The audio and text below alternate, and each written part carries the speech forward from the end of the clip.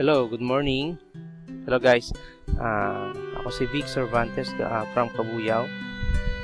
Isa po ako sa manager ng Corinthians Realty.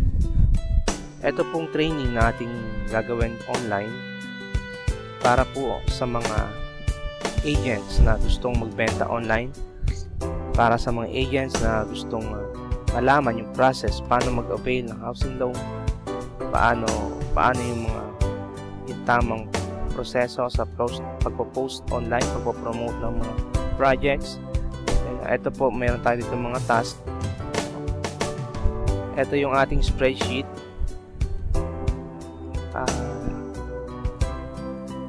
Once na nakapag-enroll po kayo dito sa CRS online group, ilalagay nyo po dito kung sa batch nyo. Halimbawa, pangalan is Juan de la Cruz. Ayan. Then,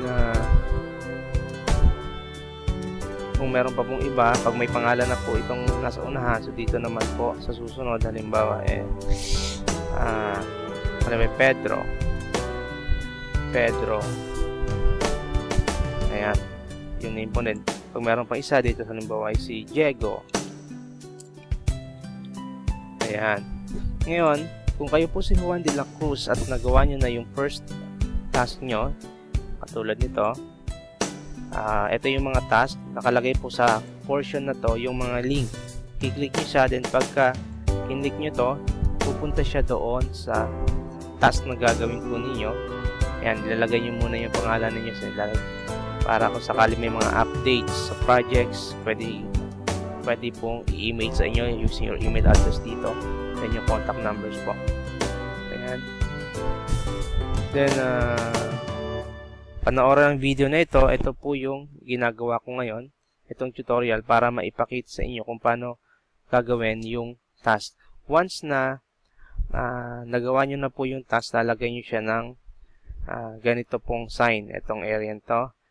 Pag nagawa nyo na siya, lalagay nyo siya yan, then enter. So, ganyan po.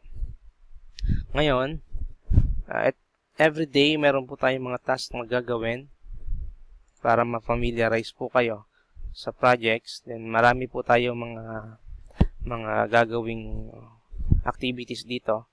So, hopefully, matutunan nyo po lahat ito para makatulong sa inyo kung paano mag-start sa real estate online. Thank you.